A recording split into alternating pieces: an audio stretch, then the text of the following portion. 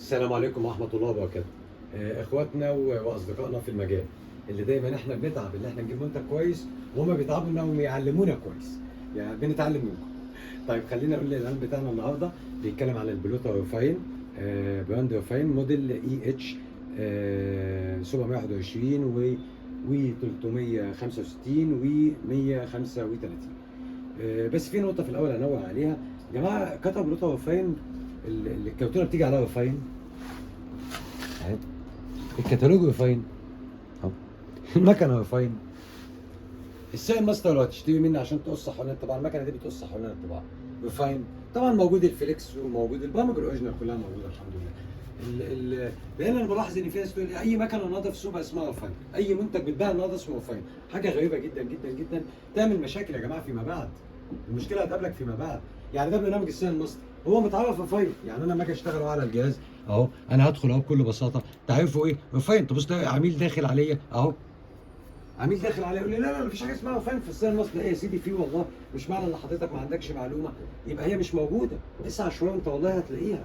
يبقى انا لما اجي اتكلم النهارده على الماكينه، باجي ابص الاقي الماكينه بتاعتي خلاص مكتوبه كلها ريفاين، بتتعرف ريفاين على اي برنامج ريفاين، خلاص يبقى انا كده شغال موديل صح. مثلا عندنا مثلا القاعده بتاعتها اهي تمام، وكاسينا هنا ابيض اهي تمام. طبعا المصنع اللي كاسي انت بتستلم مكانتك بالشكل ده عليها حمايه.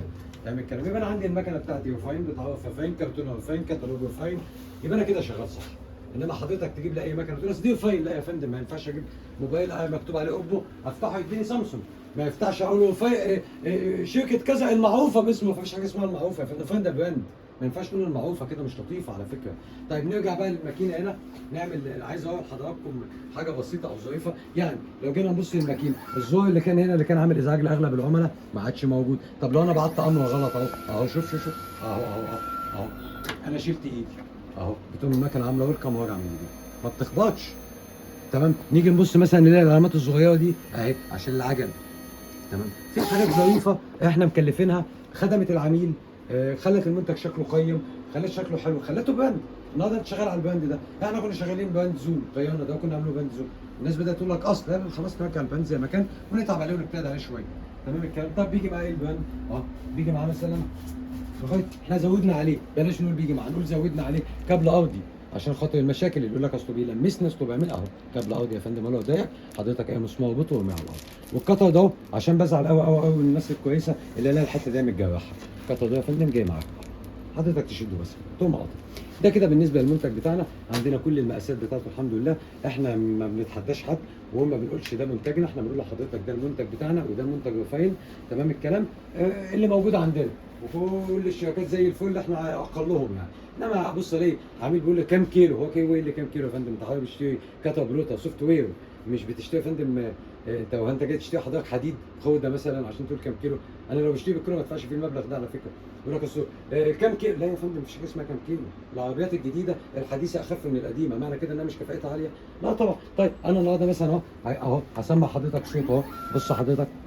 طبعا انت هتستغرب انا شايل دي في ايدي ليه طول الفيديو، هقول لك عليها دلوقتي. بص يا فندم اهو انا عامل تثبيت اهو اهو. طيب اهو التيست بتاعه اهو تمام الكلام. طبعا كنا بنقطع عليه اهو، شوف التيست اهو من كتر ما هو ناعم ما بيكملش حتى اهو اهو اهو اهو اهو ده تيستو يا فندم. شوف احنا عاملين عليه دوايق قد ايه اهو قدام حضرتك اهو. طبعا كان عندنا مشكله ان البلاستيكيه دي بتتكسر، غيرنا الموضوع ده برضك وعملنا كده. طيب هتقول لي بقى انت ماسك دي ليه في ايدك؟ بص حضراتكم كلكم عارفين دي علبه سلاح قطر، عارفينها اهي. شوف حضرتك عشان بس احنا بنسمع شركات تقول لك اصل الضغط 500 بس الضغط يا فندم يا استاذي. دلوقتي انا الشركه مديالي اختيارين، مانوال اظبط ده واخد بال حضرتك ازاي، واوتوماتيك اظبطه من هنا. طب انا ظبطت المانوال عليت السن اهو حلو اهو كده انا تمام كده انت تمام. طيب نعلي بقى الاوتوماتيك بعد اذن حضرتك اهو.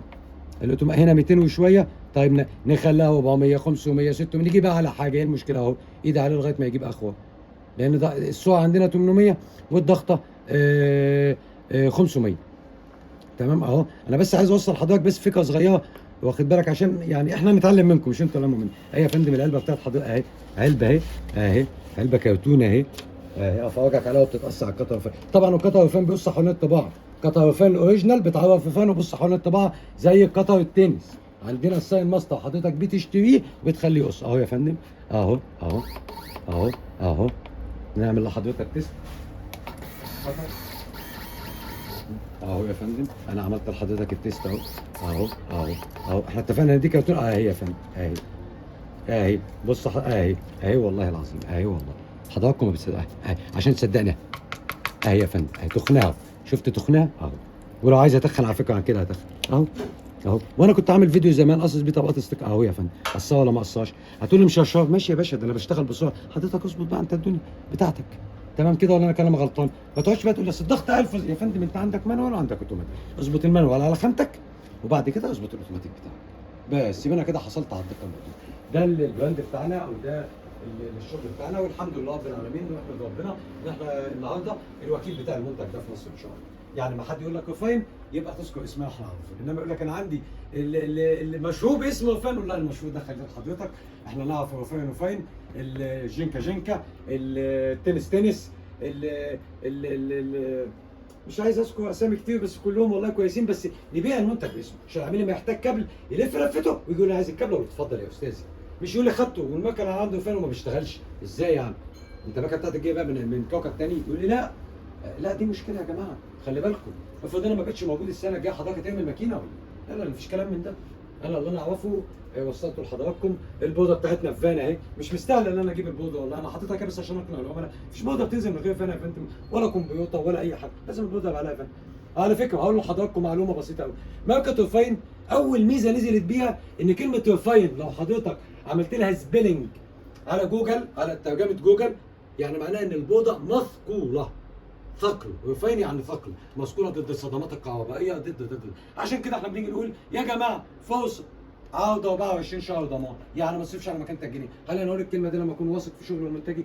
اكيد طبعا، وواثق في العملاء طبعا انهم الناس كلهم محترمين واهلين للثقه. اتمنى للجميع التوفيق، واتمنى اشوفكم على خير يا رب، وده المنتج بتاعنا، اتمنى لكل التوفيق. شكرا جزيلا، السلام عليكم ورحمه الله.